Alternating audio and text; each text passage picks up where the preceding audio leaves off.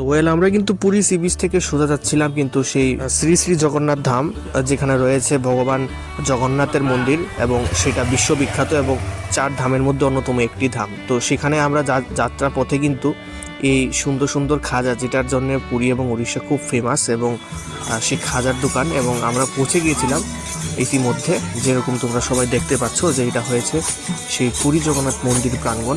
আর সেখানে গিয়ে কিন্তু আমাদের পরম সৌভাগ্য হয়েছিল যে আমরা কিন্তু সামনাসামনি যে রোডে যে কীর্তন করা হয় সেই কীর্তন আমরা লক্ষ্য করেছি, এবং এটা হলো সেই সপ্তা চত্বর, আর এটা হলো সেই মন্দিরের মেন মন্দির, যেটা জগন্নাথ প্রভু যজমান। তো আমাদের পরম সৌভাগ্য যে আমরা কিন্তু যখনই এসেছিলাম তখন প্রায় 4টার বেজে অতিক্রম হয়ে গিয়েছিল, কিন্তু আমরা কিন্তু আমাদের চোখ সার্থক, আমাদের জীবন সার্থক যে ধ্বজা পরিবর্তন আমরা লক্ষ্য করতে পেরেছি। দেখো এখানে ধ্বজা পরিবর্তন করা হচ্ছে, এবং স্বপ্নারিতে তোমরাও দর্শন করে নাও যে ধ্বজা পরিবর্তন সরাসরি।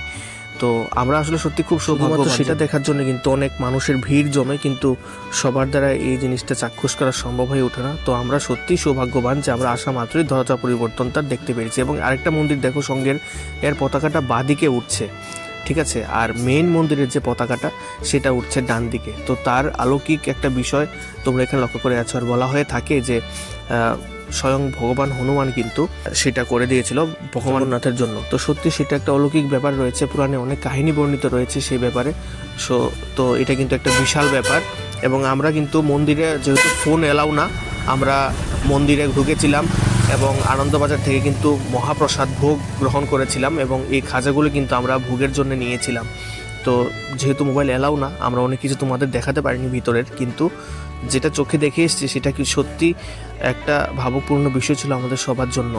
আর সত্যি যার জীবনে অন্তত একবার হলেও এই 4 ধামের মধ্যে অন্তত এই পুরী ধামটাতে গিয়ে তোমরা কিন্তু ভগবানের দর্শন এবং আশীর্বাদ নিয়ে আসতে পারো। এক জীবন অবশ্যই 4 ধাম যাত্রা করা উচিত, কিন্তু সবার দ্বারা সম্ভব হয় না। তো সত্যি আমরা খুব সৌভাগ্য।